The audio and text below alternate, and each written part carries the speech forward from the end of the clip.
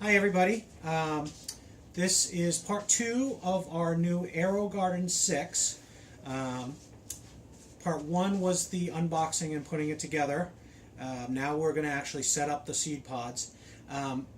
If you didn't watch part 1, just to let you know, this is the old version of the Aerogarden 6, sorry. The new one is an LED version. This has the compact fluorescence, but I believe otherwise it's exactly the same. We bought this one because we got it on a good discount and we've wanted one for a while.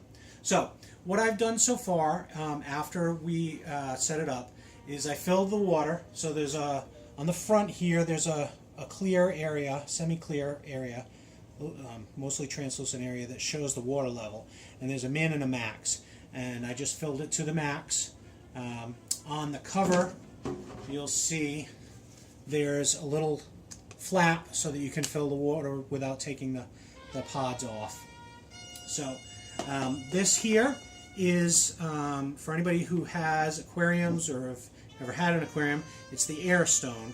So there's a pump underneath the base that blows water up through the tube and into the air stone to oxygenate the water for the plants. So, alright, so I'll put the cover back on here and get the seed pods ready. So with our Aerogarden 6 comes an Aerogarden seed pod kit for herbs. So we really wanted this, and we may wind up getting another if we do like it, in order to grow salad, greens and tomatoes, so that we could have fresh lettuce, fresh tomatoes, maybe some hot peppers for salads. So we're going to test out the herb one first. So the kit comes with a liquid nutrient bottle with a little graduated measuring cup so that you make sure you put the right amount in. For the Aerogarden 6, I believe it is, it doesn't say here, I think it was said 2 milliliters. I'll have to double check in the instructions. 2 milliliters every 2 weeks, but I'll double check that of the plant food. I'm not sure exactly what the ratio of this plant food is. You can buy plant food that's comparable ratios that's not from Aerogarden if you want when this runs out. But this is going to last us a while for this one. And so in the herb containers we get 7 pods. We only need 6, of course. So there's a couple of basil in here that are different varieties, so we'll probably leave one of those off. Now the pods, they're pretty neat in that...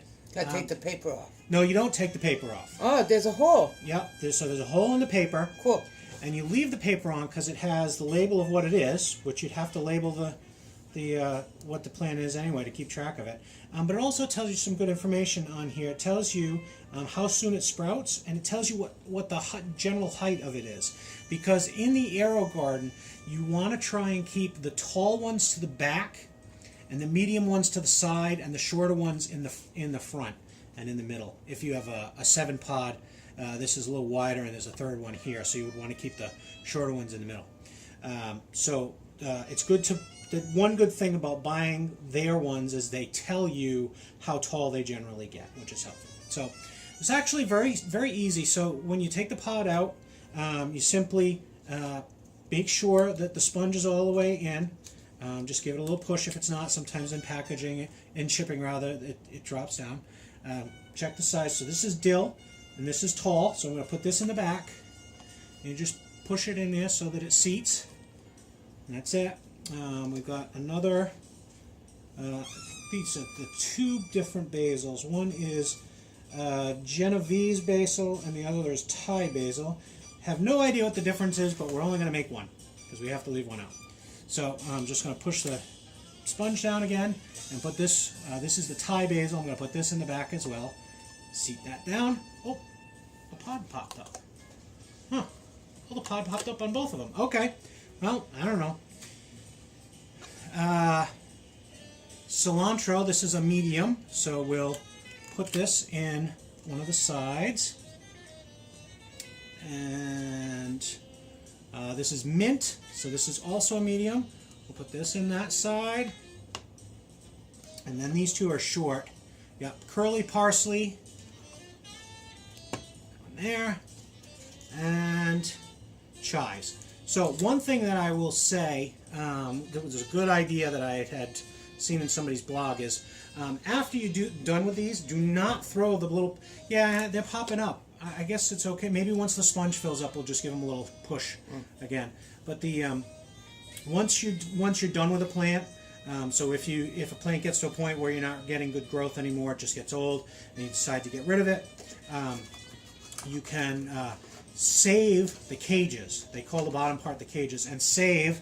Lisa just pulled out the domes, which she's playing with. Save the little domes.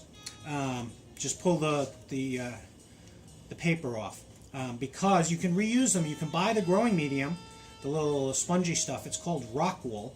You can buy it really cheap. It is actually the same thing if you have ever made floral arrangements and stuck. You can go ahead and put the rest on if you want, babe. If you've ever done floral arrangements with the block of foam for the flowers to stick in, that's essentially rock wool. It's the same stuff. So you can buy that very cheap, and you just cut it to size and just stuff it in the cages, and you can plant your own seeds.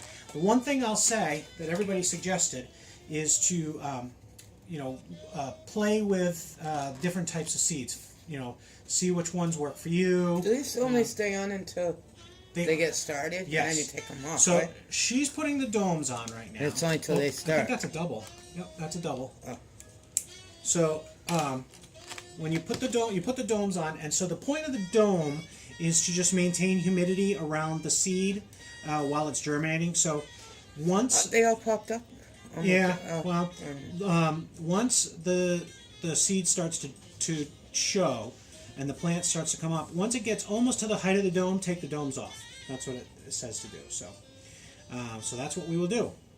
So we've got it all set up here now with the domes on. The next thing to do is to put in the nutrients, and I'm just going to try and find where it said exactly how much nutrient to use. Okay, so it turns out it's 8 milliliters every 2 weeks for a full tank of water. So I'm going to shake this up because there's a lot of sediment that forms in it. Shake it up real good. We're going to open up the little hatch, and we're going to find 8 milliliters on here.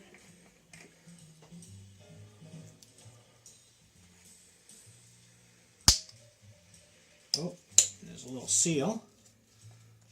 It's a good thing they can't see you looking over your glasses like a little old man. Thank you. Yes, I recently wound up having to get bifocals. I've worn glasses for distance, ever since I got my driver's license. But in the last 2 times I went to the eye doctor, I could tell my reading wasn't doing quite as good. And I have astigmatism, so I can't buy the cheaters at like Walmart. So I decided to get the bifocals. Alright, so it's 8 milliliters. Whoops, a little mess. 8 milliliters.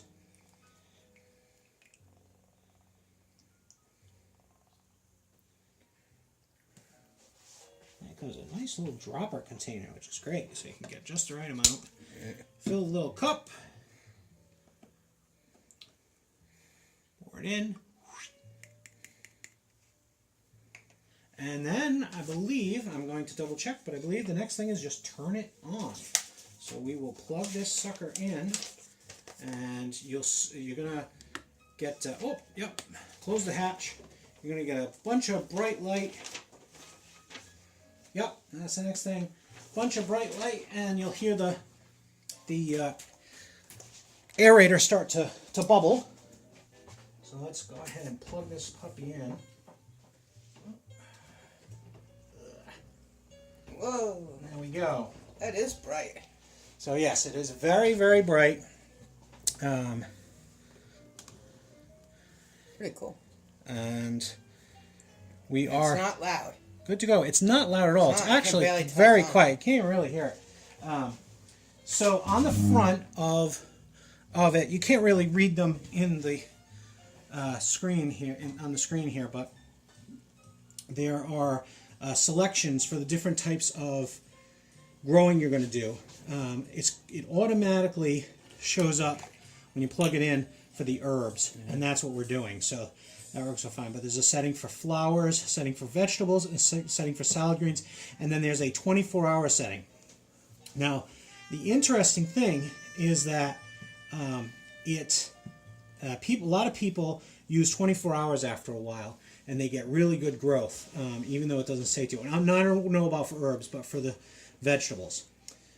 So we are pretty much set, I think.